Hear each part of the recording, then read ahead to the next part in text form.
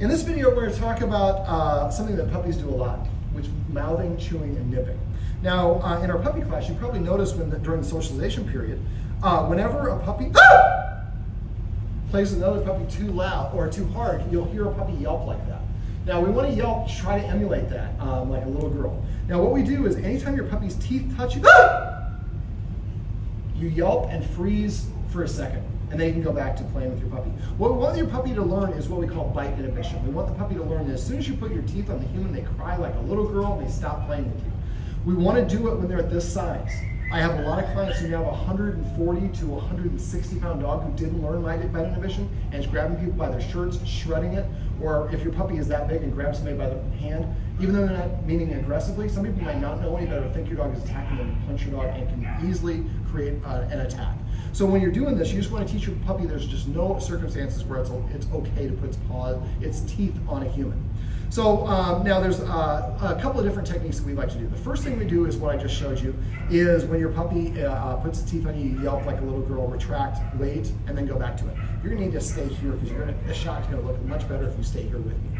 Now, mouthing is different than nipping. Nipping is when I would do more of the yelp.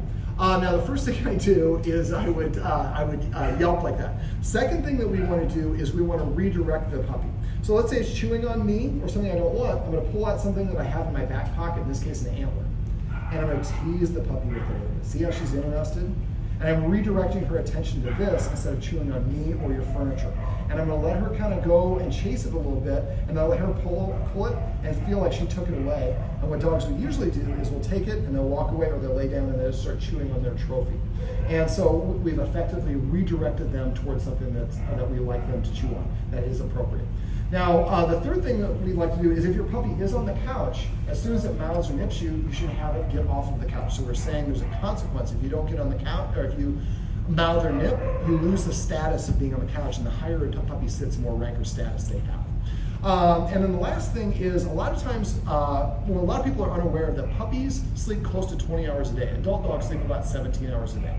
If a puppy is not getting enough sleep, they often get cranky, really mouthy when they get cranky. So if you yelp and your puppy is more aggressive about it, or if you try to redirect and they're not interested, it's probably a safe bet that your puppy needs a nap. That's why we want to utilize the long-term confinement area that we talked about in another video. So you put your puppy in there and give them a high-value item if you want, like a bully stick, or you just give them the object that you have some of their favorite toys in there, and then leave the area. And your puppy might complain for a minute or two, but eventually then it's just going to go ahead and lay down because it is tired and there's no stimulation in the room, and then just go ahead and take a nap.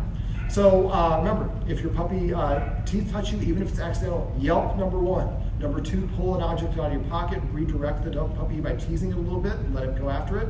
Immediately pick up another bone or antler or nylon bone and put it in your back pocket so you have one with you at all times. So next time it happens, you'll go, oh, darn. And then the other thing is remove it from the furniture if it has that status. And the last thing is if the other things don't work and it's been too long, take it out and put it in a long-term confinement area or its puppy so it can get it in. Well, this is 11. Looks like she's got a cigar, and these are tips you can use if your dog likes to mouth or nip you.